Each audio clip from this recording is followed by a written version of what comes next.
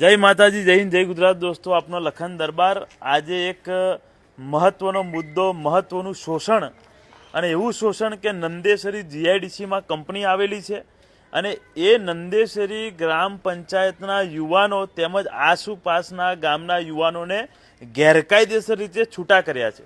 સમગ્ર માહિતી જાણવા માટે જોડેલા રહેજો. અગત્યની બાબત છે ને વધુમાં વધુ વિડીયોને શેર કરો, સરકાર સુધી પહોંચાડજો. કઈ કંપની હતી, શું નામ છે કંપનીનું? Oriental એરોમેટિક્સ limited. ઓરિએન્ટલ કઈ આગળ આવી છે? નંદેશ્રીમાં. નંદેશ્રી. તમારું નામ શું છે? અલ્પેશભાઈ પ્રવીણભાઈ ગોહિલ. તમે કઈ રહો છો? દામાપુરા. દામાપુરા. આ કંપની કેટલી નજીક છે તમારા ગામ? બસ 5 કિલોમીટર નજીક જ છે એમ ને? હા, નજીક જ છે. કેટલા વર્ષથી નોકરી કરતા હતા તમે? મેં 9 વર્ષથી નોકરી કરી. 9 વર્ષથી. તમને કેવી રીતે છૂટા કર્યા? અરે મેં એકચ્યુઅલમાં કે દ્વારકા ગયેલો, રજા લઈને ગયો હતો. એટલે રજા લીધી મેં એમની જોડે 4 તો સુપરવાઇઝરે પછી એવું કીધું કે હવે હું જ્યારે તને ફોન કરું ત્યારે તારે નોકરી આવવાનું. બરાબર. હા, પછી મને લીધો નહીં. પછી ફોન જ આવ્યો નહીં? પછી ફોન ના આવ્યો. બરાબર. બીજા તમને કેવી રીતે છૂટા કર્યા ભાઈ? મને એ રીતે છૂટો કર્યો. ચાલુ નોકરી સેકન્ડમાં ગયો તો અને નાઇટમાં સુપરવાઇઝર આવ્યો બધાને નોકરી ચડાવવા માટે. તો મને કહે છે કાલથી તારે 4 દિવસ ઓફ લઈ લેવાના. બરાબર. પછી હું ગયો 4 દિવસ ઓફ પછી તો મને એવું કીધું વિડ્રોલ ફોર્મ ઉપર સહી કરી દે અને પછી નોકરી ચાલુ થઈ જાય. ઓકે, આવું કીધું. તમને કેવી રીતે છૂટા કર્યા? મેં એક રજા પાડી હતી અને પછી એવું કીધું તને ફોન કરીને બોલાય. પછી મેં કોલ બેક કર્યો એમને. તો કોલ બેક કરતા એવું કીધું તું વિડ્રોલ પર સાઇન કરી દે તો તને લઉં, બાકી તો નહીં લઉં. પછી થાય કરી લેજે એવું બી કીધેલું. થાય કરી લેજે એમ ને? બરાબર. મને એ રીતે છૂટો કર્યો કે રજા આપે નહીં, બરાબર, તો માણસ શિપ ચેન લે ને. બરાબર. શિપ ચેન લીધી, બરાબર. હવે અમે મારો રિલીવર ગયો નહીં, હું નાઇટમાં ગયો, એ બી નાઇટમાં આવ્યો. તો મેં કીધું હું પાછો નાહી જાઉં, બરાબર, ચલ છોડો. પાછો ગયો, બીજે દિવસ ગયો તો મને કે હું ફોન કરું ત્યારે જવાનું. તો મેં કીધું તમે મને નોટિસ આલો, બરાબર. તમે નોટિસ તમને મારો. કોઈ બી આ બધા જ લોકોને તમને કેટલા લોકોને છૂટા કર્યા છે ટોટલ? 35 જણા. બરાબર. તો એમને કોઈ નોટિસ આપી છે છૂટા કરવાની કે તમને છૂટા કર્યા છે? નોટિસ નહીં આપી. કોઈ નોટિસ નહીં. એટલે 9 વર્ષથી 5 વર્ષથી આવા નોકરી કરતા હતા સળંગ એમ, અને અચાનક નોટિસ વગર છૂટા કરી દીધા. અચાનક જ કરી. ઓકે. કોના કોન્ટ્રાક્ટમાં છો તમે? Smart HR. Smart HR. અને બીજા કોઈનો કોન્ટ્રાક્ટ છે? કોઈ? મા શક્તિ. એ મા શક્તિ કોનો છે? જયશ્રી બેન. જયશ્રી. અને આ સ્માર્ટ એચઆર કોનો છે? બરાબર. હવે તમને આ છૂટા કર્યા કેટલો સમય થયો છે? મારે 1 મહિનો થઈ ગયો. હે? 1 મહિનો થઈ ગયો. 1 મહિનો થઈ ગયો. તો એ 1 મહિનાથી તમે કોઈને રજૂઆત કરી છે? રજૂઆત- 1 મહિનાથી તમે કોઈને રજૂઆત કરી? સ્થાનિક નેતાઓને કે કોઈને રજૂઆત કરી તમે? વિરેન્દ્રસિંહને રજૂઆત કરી આ હતી કોણ છે અમે. વિરેન્દ્ર? એ ધર્મેન્દ્રસિંહના ભાઈ છે. ધર્મેન્દ્રસિંહ એટલે કોણ છે? ધર્મેન્દ્રસિંહ વાઘેલા ધારાસભ્ય. ધારાસભ્ય. બરાબર.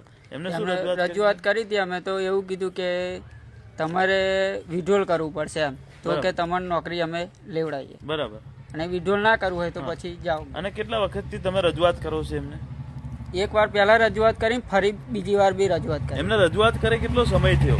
અત્યારે તો 20-30 દિવસ જેવું થઈ ગયું, મહિના જેવું થઈ ગયું. મતલબ હજુ કોઈ રિઝલ્ટ આવ્યું કશું રિઝલ્ટ નહીં આવ્યું. નથી. તમે વાઘોડિયા વિધાનસભાના જ બધા મતદારો છો ને? બધા વાઘોડિયા વિધાનસભાના છો? એકે બહારનું નહીં? ના ના ના. અને બીજી કોને કોને મળ્યા? બીજા કોને રજૂઆત કરી? બસ વિરેન્દ્રસિંહને જ મળ્યા અમે. અને સત્તા હોય ગિરિરાજને એની સાહેબને મળેલા. મળવું પડે. હા ગિરિરાજ હા. ધારાસભ્યને મળ્યા હતા? ધારાસભ્યને તો આ ભાઈ મળે. હા. ગામમાં કહ્યું હતું અમે તો કે અઠવાડિયાની અંદર થઈ જશે, પણ હજુ કઈ નિકાલ એ આવ્યો નહીં. અઠવાડિયામાં થવાનું કીધું. એને કેટલો સમય થયો? એ 15 ત્રીજી તારીખ ગણી લો ને. ઓકે. ત્રીજી તારીખથી આજે કઈ તારીખ થઈ? લગભગ 15 દિવસની ઉપર થયું. એટલે તમે મારા ઘરે આજે આવ્યો છો, કેમ આવ્યો છો? એનું કારણ શું આજે ઘરે આવવાનું? નોકરી પાછા લે એના માટે તમારા માટે આ જોડે. તમે તો મારા ભયો જ છો ભાઈ. આપણે તો એક બીજા ગામડાના માણસો છે. પરંતુ મૂળ સમજવા જેવી બાબત, તમે એક વસ્તુ સમજો કે જે લોકો ઓરિએન્ટલ કંપનીમાં નંદેસરી જીઆઈડીસીમાં નોકરી કરતા હતા, આ બધા જ યુવાનો આપણા જ ભયો છે અને આપણા ગામડાના લોકો છે. એમને ગેરકાયદેસર રીતે છૂટા કરી દીધા. વિચારા જેવી બાબત એ છે કે આ કંપનીએ 9 વર્ષ સુધી લોકોને નોકરી પર રાખ્યા છે, છતાંય કાયમી તો કર્યા નથી, અને ઉપરથી કાયમી ના કરીને ઉપરથી નોટિસ વગર છૂટા કરી દીધા છે. આવા આ કંપની દ્વારા ધંધા કરવામાં આવ્યા છે. અને અત્યારે લેબર કમિશનર ઓફિસે એ લોકોની તારીખો પડે છે ને, તો હું કંપનીના માલિકને, કંપનીના અધિકારીઓને વિનંતી સાથે કહેવા માંગુ છું. વિનંતી કરતો નથી ભાઈ, પણ વિનંતી આજે કરું છું કે મહેરબાની કરીને આ તમામ કર્મચારી, તમામ યુવાનો, 30 કર્મચારીની ઉપર એવું કહેવું છે એમનું, આ બધા જ લોકોને મહેરબાની કરીને નોકરી લઈ લો અને એ લોકોનું સમાધાન લેબર કમિશનરની સામે કરીને પાછી પરત નોકરી લઈ લો.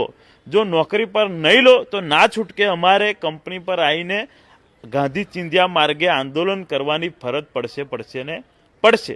તેમજ જો આ લોકોને કોઈ પણ પ્રકારે ન્યાય નહીં મળે તો ભાઈ નેતાઓને મત આપણે આપીએ છીએ ને, તો નેતાઓની થઈ જવું પડે કે ના જવું પડે? પછી નેતાઓની થઈ આંદોલન કરવું પડે ને.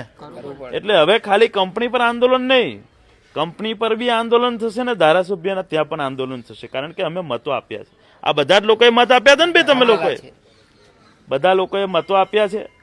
મહેરબાની કરીને વિનંતી કરું છું કે ધક્કા તમે બહુ ખવડાયા, હવે આ તમામ કર્મચારીઓને તાત્કાલિક ધોરણે નોકરી પાછી લેવામાં આવે એવી વિનંતી આ વિડીયોના માધ્યમથી કરું છું. આ વિડીયોને સરકાર સુધી પહોંચાડજો કે વાઘોડિયા વિધાનસભામાં યુવાનોની હાલત શું છે. યુવાનો રજડી ખાય છે. 9 વર્ષ સુધી જે લોકો નોકરી કરે છે એમને અચાનક છૂટા કરી દેવામાં આવે છે. આવી હાલત યુવાનોની છે, સ્થાનિક કર્મચારીઓની છે, જે લોકોએ જમીનો આપી છે, જે લોકો પ્રદૂષણ સહન કરે છે. આ દામાપુરા, નંદેસરી, રૂપાપુરા, આ તમામ આસપાસના ગામડાના લોકો જે બધા છે એ બધા જ લોકો આ નંદેસરી જીઆઈડીસીનું પ્રદૂષણ સહન કરે છે. રાત્રે શ્વાસ ના લેવાય એવી પરિસ્થિતિમાં આ બધા લોકો જીવન જીવી છે. લોકોનું જીવન કેટલું ઓછું થઈ ગયું આ પ્રદૂષણના લીધે, અને આ જ લોકોને નોકરી પર નહીં રાખવાના અને છૂટા કરી દેવામાં આ કયા પ્રકારનો ન્યાય છે?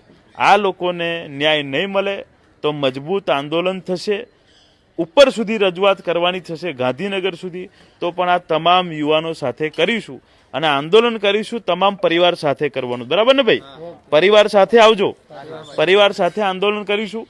વિડીયો વધુમાં વધુ શેર કરો અને સચ્ચાઈ જાણો કે નેતાઓ કેટલા સાચા છે અને કેટલા ખોટા છે. આ વિડીયોના માધ્યમથી તમને ખબર પડી ગઈ હશે.